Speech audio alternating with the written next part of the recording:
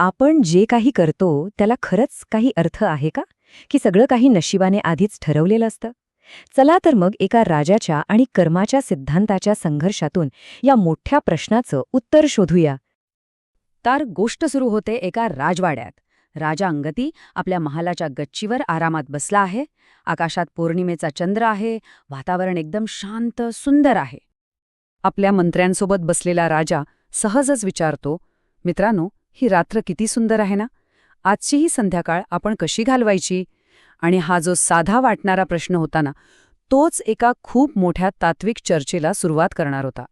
पण राजाला त्यावेळी थोडीसुद्धा कल्पना नव्हती की त्याचा हा साधा प्रश्न त्याला एका अशा विचाराकडे घेऊन जाणार होता जो कोणत्याही सैन्यापेक्षा, कोणत्याही शत्रूपेक्षा जास्त धोकादायक होता. तो विचार म्हणजे आपल्या कृती, आपल्या निवडी या सगळ्याला काहीच अर्थ नाही आणि सगळं केवळ नशिबावर अवलंबून आहे. आणि इथूनच सुरुवात होते. राजासमोर मांडला जातो शून्यवादाचा एक आकर्षक पण तितकाच धोकादायक युक्तिवाद.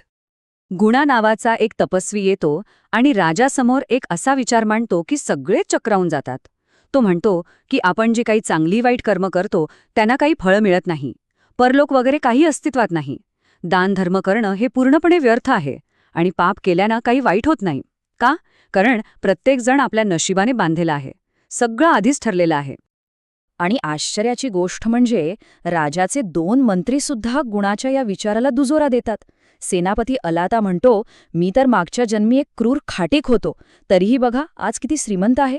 दुसरीकडे सेवक बीजका सांगतो, आणि मी मागच्या जन्मी खूप दानधर्म करायचो, पण आज बघा एक गरीब गुलाम आहे. आता हे सगळं ऐकून राजाचा गोंधळ आणखीनच वाढतो. तर ह्या सगळ्या युक्तिवादानंतर राजा शेवटी एका निष्कर्षावर येतो. तो म्हणतो, चांगल्या जगात जाण्याचा असा कुठलाच मार्ग नाहीये. आपल्या नशिबाची वाट बघा. सुख असो किंवा दुःख ते नशिबानेच मिळणार आहे. म्हणजे त्याने आता हे पूर्णपणे स्वीकारलं होतं की आपण काहीही केलं तरी त्याचा काही उपयोग नाहीये. पण थांबा, गोष्ट इथे संपत नाही, कारण आता राजाच्या या विचारांना आव्हान द्यायला येते त्याचीच मुलगी राजकन्या रुचा. राजकन्या रुचा दरबारात येते आणि एकदम ठामपणे कर्माच्या सिद्धांताची बाजू मांडते. ती सांगते की नाही, कर्म हे सत्य आहे आणि आपल्या निवडीचं आपलं भविष्य घडवतात, आपलं नशीब ठरवतात. आपल्या वडिलांना समजवण्यासाठी रुचा एका नावेचं खूप सुंदर रूपक वापरते. ती म्हणते, विचार करा, एक व्यक्ती हळूहळू एक एक करून वाईट कर्म जमा करते. हे अगदी कसं आहे तर जसं एखाद्या नावेत आपण जास्त सामान भरतो आणि जेव्हा भार खूप जास्त होतो तेव्हा काय होतं, ती नाव समुद्रात बुडते. अगदी तसंच माणूस पापाच्या ओझ्याखाली नरकात बुडतो. रुचा फक्त उदाहरणच देत नाही, तर ती स्वतःच्या पूर्वजन्मांची कहाणी सांगते. ती सांगते की एका जन्मात केलेल्या व्यभिचारामुळे तिला नरकात जावं लागलं.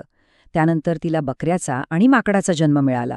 पण दुसऱ्या एका जन्मात केलेल्या चांगल्या कर्मामुळे ती अप्सरा म्हणूनही जन्माला आली.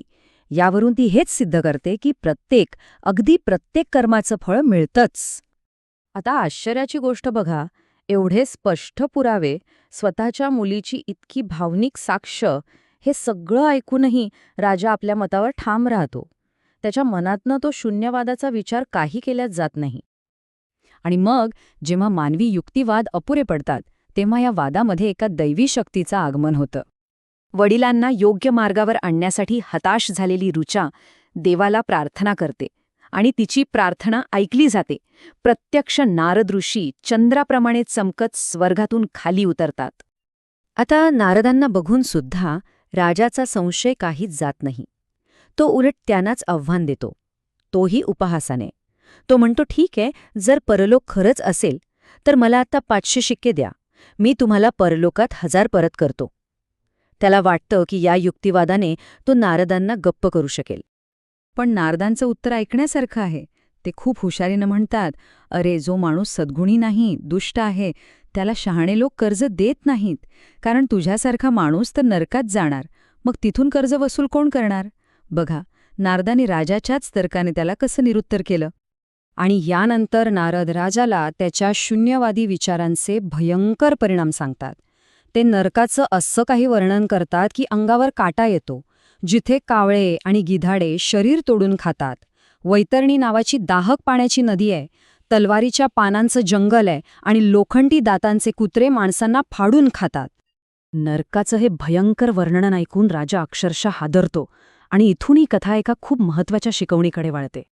हे सगळं ऐकल्यावर राजा प्रचंड घाबरतो.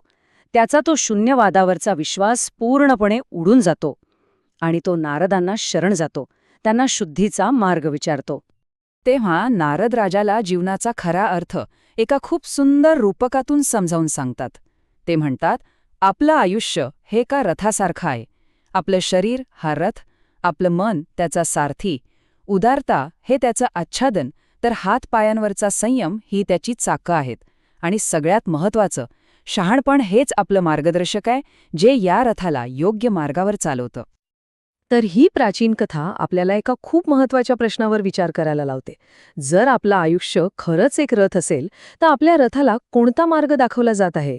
लोभाचा, चुकीचा मार्ग की संयमाचा सरळ मार्ग? याचा विचार नक्कीच करायला हवा.